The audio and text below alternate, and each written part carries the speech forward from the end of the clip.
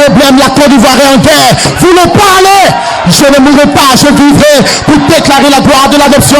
Et ce matin, dans le nom de Jésus, je le parle pour ta vie. Tu vas y arriver, tu seras adopté. Je le parle. Glory to God. Glory. Praise God, man. Hallelujah.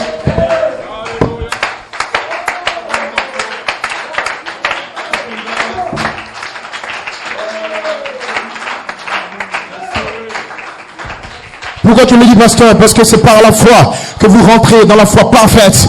Numéro 1, la foi, il s'agit de regarder à une vision à longue portée. La foi ne regarde pas aux choses naturelles. La foi est une chose simple.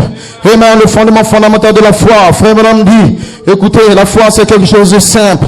Amen, il dit maintenant le problème, c'est que l'homme, quand il a chuté, il a perdu. Et il n'a plus conscience de l'autorité dans laquelle Dieu l'a placé. Amen, en d'autres termes, toute la tuyauterie a été bouchée. Amen. La foi a été obstruée par quoi? Les affaires professionnelles, la vie du foyer, le ménage. Tout cela a bloqué la foi. C'est Frère Branham qui le dit. Amen. Dans le fondement fondamental de la foi. Tout cela a obstrué. Amen. Et la foi a été bloquée. Les canaux ont été bloqués. Vous dites Amen. Mais ce matin, je suis là pour déboucher le canal de votre foi. Glory to God.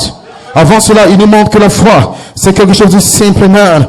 Il dit maintenant, la foi, ça ne signifie pas le jeûne. Écoutez bien, amen. À la citation 6, maintenant nous avons entendu tant de gens dire, oh, j'ai la foi, amen. La foi ne signifie pas de longues prières. La foi ne signifie pas de longues jeûnes. La foi est une chose inconsciente. Amen. Votre réelle foi, vous en êtes inconscient. Et le diable profite du fait que tu es inconscient de ta foi. Il te montre que tu n'as rien. Depuis là, il n'y a pas de changement. Et toi aussi, tu deviens prophète de Satan.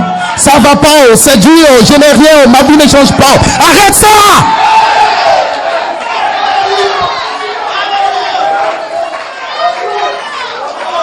La foi n'est pas quelque chose de tangible qu'on touche. On n'est pas conscient de la foi. Comme quoi, la foi est un ange. Je le touche, l'ange est là. Non. C'est une chose inconsciente. Vous marchez comme s'il n'y a rien. Mais quand il y a une pression qui arrive, la foi se lève comme un ange. Il parle.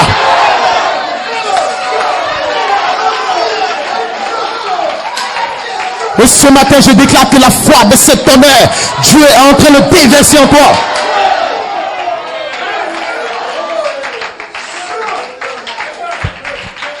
Quand on dit que les 7 tonnerres donnent la foi, beaucoup de personnes pensent que non, les tonnerres c'est glorieux. Ils marchent en tremblant comme ça.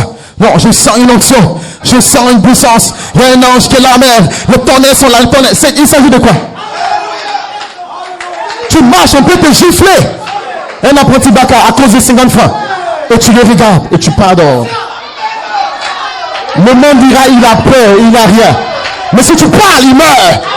Mais tu as l'amour, tu pardonnes. C'est une chose consciente. Elle est calme, elle est tranquille. Il marche simplement.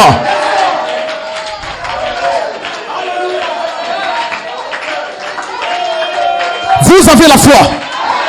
Et vous pouvez la mettre en action. C'est une loi de foi qui est en vous. Mais qui est contrôlée par les circonstances et par la loi de Dieu. Chacun de vous a la foi en lui. Pasteur, explique-nous comment nous avons la foi. Pour t'habiller, tu as eu la foi. Pour lever ta main. Il n'y a pas une pensée qui t'a dit non, ta main est paralysée. Tu l'as fait automatiquement. Tu te dis, je viens à l'église. Qu'est-ce qui prouve que tu seras à l'église? Qui te dit qu'en venant, ta voiture ne fera pas un accident? Mais tu dis, je viens à l'église. Je retourne à 14h. Tu as eu la foi pour parler.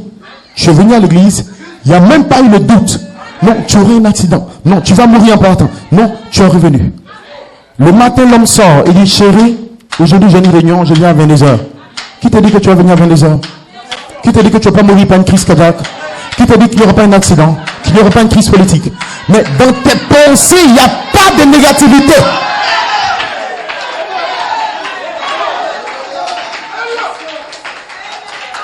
C'est la foi en toi qui fait ça. Mais c'est devenu tellement naturel que ça devient quelque chose de normal. Comme s'il n'y a rien. Mais tous les jours, vous marchez par la foi. Vous parlez par la foi. Vous agissez par la foi. Il faut même pour te lever sur ton lit, tu as la foi. Sinon, tu vas penser que tu es paralysé. Mais comme tu crois que tu peux te lever et que tu te lèves habituellement et que tu dois te lever, alors tu te lèves.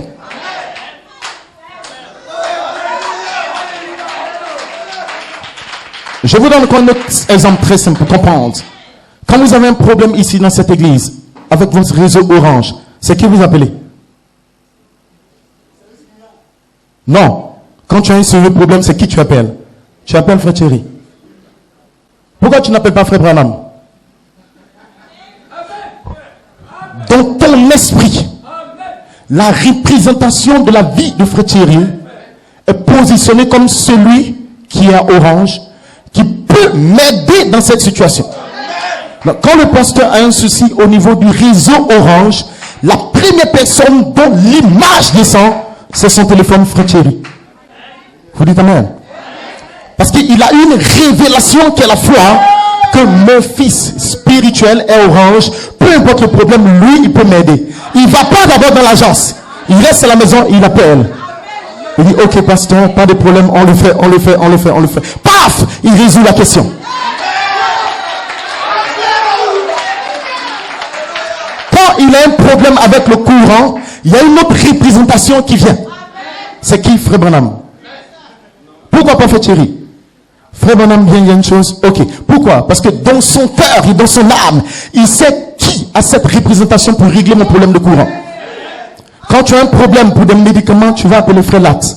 Où est Frère Latte? Pourquoi c'est ainsi? Dans ton esprit et dans ton cœur, tu sais que ce frère-là, c'est mon frère. Il m'aime en ensemble. Si j'ai un problème, j'ai la foi en lui, que lui va me conduire vers le bon genre de médicaments. Et tu prends ton téléphone, tu l'appelles. C'est de la même manière en toi et Jésus. Quand la foi descend dans ton cœur, quand tu as un problème, tu sais dans ton âme que je peux prendre le téléphone pour dire allô papa. Dans ton cœur, tu sais qu'il t'aime. Il a mis ton nom dans le livre. Il ne peut jamais t'abandonner. Et tu sais dans ton âme que Jésus va t'enlever. Père, je t'appelle.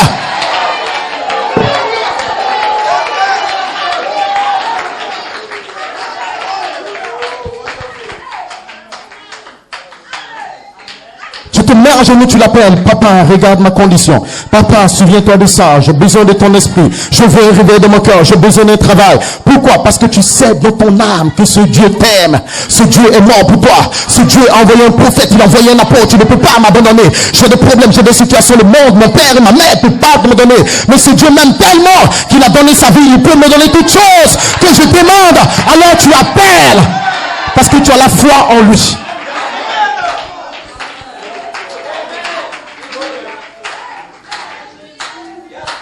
Dieu compte sur toi et Dieu a la foi en toi. Quand Dieu regarde la terre, il voit le cœur des hommes. Il a vu Noé, il a vu Abraham, il a vu Isaac, il a vu Jacob, il a vu Jephthé, il a vu Salmon, il a vu Moïse, il a vu Josué, il a vu tous les prophètes, Isaïe, Amen, Manassé, et tous sont venus frères et sœurs. Il a regardé pour la fin du 7e saut, mais il avait confiance en eux dans une époque.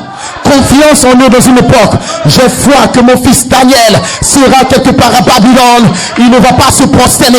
Il va aller devant les lions. Je vais le délivrer. Il va voir l'écriture au mur, mais quelque part il va s'endormir. Dites Amen. Il n'avait pas foi en Daniel pour le faire venir maintenant. Quand Dieu a regardé sur la terre, il a vu qu'il y aurait une bataille finale. Il a vu que les ténèbres vont couvrir la terre.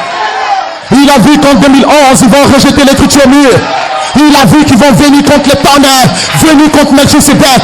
Il a regardé tous ses enfants. Mais il a dit non, j'ai quelques fils. Eux, je leur fais confiance. Je ne vais pas les envoyer en l'an 2000 quelque part. Je vais les garder pour la fin. Ils seront l'arme finale. Ils seront la voie finale. Ils vont venir dans l'âge final. Je mettrai quelque chose en eux qui leur permet de vaincre. Alors ce matin, vous n'êtes pas n'importe qui. Dieu a confiance en toi. Dieu a foi en toi. Que même si tu as contourné ta théophanie, tu ne vas pas te perdre. Parce que le germe de vie est dans ton âme. Et qu'il y a quelque chose qui t'appelle. Tu vas t'élever et combattre à la fin du 7e saut.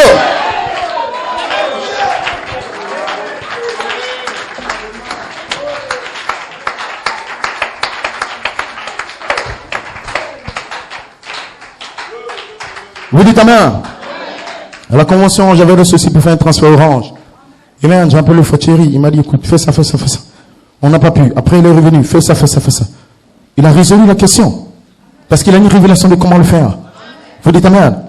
Et si votre foi met Dieu en action, et votre foi vous met en action.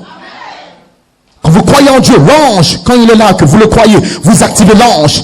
Parce que le troisième peut lui répondre sur vous. Vous dites amen. De la même manière, la foi de Dieu, la foi de cet honneur en Dieu t'a appelé. De la même manière, ta propre foi, quand tu reçois la parole, appelle Dieu vers toi. Vous dites amen. Et c'est dans cette autre partie du réveil, vous devez venir dans ces réunions avec foi. Parce que la foi, c'est inconscient, c'est avec toi. Mais tu peux mettre ta foi en action, c'est le 6e sens. Dites amen. Et tout ce que tu auras sur la terre, c'est pas la foi.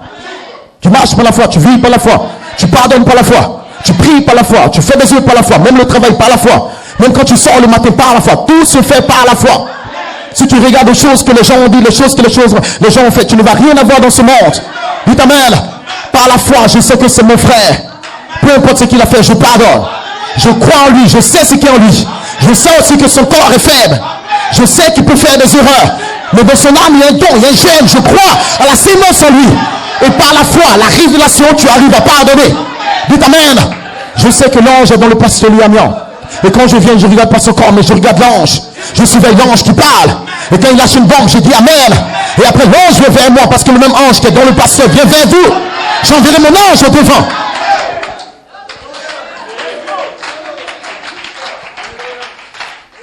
Vous dites amen.